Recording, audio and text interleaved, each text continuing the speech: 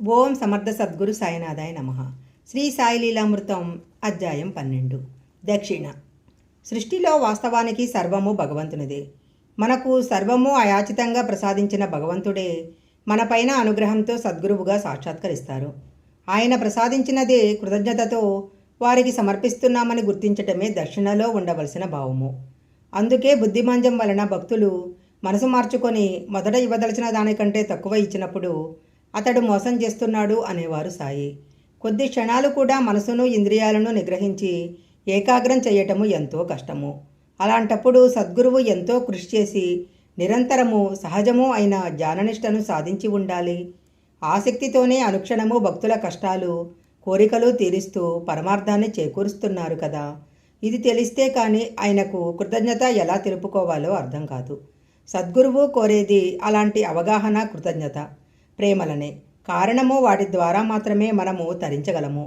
భక్తులు కోరేది అశాశ్వతమైన లౌకిక విషయాలే అయినా ఆయన వాటిని సమకూరుస్తూ మనసును ఆత్మజ్ఞానం వైపు నడిపిస్తారు. భక్తులు కోరేది అశాశ్వతమైన లౌకిక విషయాలే అయినా ఆయన వాటిని సమకూరుస్తూ మనసును ఆత్మజ్ఞానం వైపుకి నడిపిస్తారు. ఆ కృతజ్ఞతే దక్షిణ. ఒకసారి కుదిరిన ఆ భావము మరలా చెదరకుండా చూసుకోవటమే నిజమైన దక్షిణ. వారు నిరంతరము తపస్సుతో కూడబెట్టిన తపశ్శక్తిని మనం వారి రక్షణలో పొందుతాం కాబట్టి మనం కూడా ఎంతో శ్రమించి ప్రీతితో కూడబెట్టుకున్న ధనంలో సాధ్యమైనంత దక్షిణగా సమర్పించటం ధర్మమని ఋషులు చెప్పారు. వారి నుంచి మనం పొందే లౌకికమైన సహాయము మనకు మాత్రమే ఉపయోగము. మనము ఆయనకు అర్పించేది తిరిగి సకల జీవుల శ్రేయస్సుకు ఉపయోగపడుతుంది కనుక దాని ఫలితము కోటి రెట్లుగా ఐహికంగానో పారమార్థికంగానో మనకు సంక్రమిస్తుంది. అందుకే తాము స్వీకరించిన దానికి తిరిగి 100 రెట్లుగా మేలు చేయవలసి ఉంటుందనేవారు బాబా.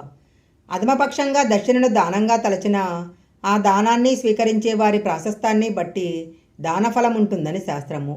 అలా సాయికి సమర్పించబడిన దక్షిణ సకల దేవతలకు, సత్పురుషులకే కాక సకల సృష్టికి, పరమాత్మకు చెందుతుంది. మన భావము, గుర్తింపులపై మనమిచ్చే దక్షిణ ప్రాశస్త్యము ఆధారపడుతుంది. సాయి అడిగే దక్షిణ అదే. సాయి కొందరు భక్తుల వద్ద దక్షిణ అడిగి తీసుకునేవారు, కొందరు ఇస్తే తీసుకునేవారు. కొందరితో తాము సాధువు కాబట్టి ధనం స్వీకరించరాదని సౌమ్యంగా వద్దనేవారు. కొందరిచ్చే దక్షిణ కఠోరంగా నిరాకరించేవారు. దక్షిణ అడిగే రీతులు కూడా వేర్వేరుగా ఉండేవి.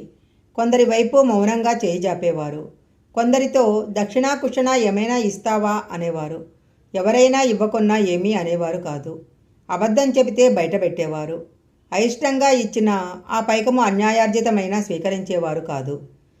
దక్షిణలో కొంత దునిలోకి అవసరమైన కట్టెలు కొనటానికి, మసీదులోని దేవాలయాలలోనూ దీపాలకు నూనె కొనటానికి ఖర్చు పెట్టేవారు. మిగిలిన పైకమంతా సాయంత్రం అయ్యేసరికి పేదలకు, సాధువులకు పంచేసేవారు. ఇదంతా తెలియని వారు సాయి భక్తుల వద్ద డబ్బు కుంజుతారని ప్రచారం చేసేవారు. భక్తులు ఆపత్సమయంలో దేవతలకు మొక్కుకొని కష్టాలు తొలగాక మర్చిపోతే బాబా వారి వద్ద ఆ పైకం స్వీకరించి రుణ విముక్తులను చేసేవారు. తరచూ ఆయన కోరే పైకము ఆధ్యాత్మిక సత్యాలను సూచించేదిగా ఉండేది. రఘువీర పురందరే వద్ద బాబా ఎప్పుడూ 2 రూపాయలు మాత్రమే దక్షిణ కోరేవారు. అతడు ఒకసారి కారణం అడిగాడు. నాకు కావలసింది కాసులు కావు, నిష్ఠా సబూరి అన్నారు సాయి. బాబా, నేను ఆ 2 ఎప్పుడో సమర్పించానే అన్నాడతడు. నువ్వు వాటిని సమర్పించలేదు. నీ భక్తి నిశ్చలం కాలేదు. నువ్వు నన్ను దృఢంగా అంటిపెట్టుకుని ఉంటే నేను నీ వెంటే ఉంటాను అన్నారు. బ్రహ్మ సత్యమన్నారు గనక సత్యానికి దూరమైన వాడు పరబ్రహ్మ స్వరూపానికి దూరమే కదా. బాబాను సంపూర్ణంగా విశ్వసిస్తే అసత్యం ఎందుకు అవసరమవుతుంది? ఒకసారి నార్కే ఉద్యోగం లేనప్పుడు షిరిడీలో 1 సంవత్సరం ఉన్నాడు. అప్పుడు సాయి అతనిని ప్రతిసారి 15 రూపాయలు అడగనారంభించారు. ఒకసారి అతడు, సాయి, నాకు ఉద్యోగం లేదు, సరైన దుస్తులు కూడా లేవు, నేను రోజూ మీకు 15 రూపాయలు ఎలా సమర్పించగలను అన్నాడు. నీ పరిస్థితి తెలుసు. నువ్వు చదువుతున్న యోగా వాసిష్టంలోని బోధ నీ మనసులో నాటుకోవాలి. ప్రపంచంలో జీవిస్తున్న విషయాల పట్ల నిస్సంగుడవై ఉండాలని నా భావము అన్నారు సాయి.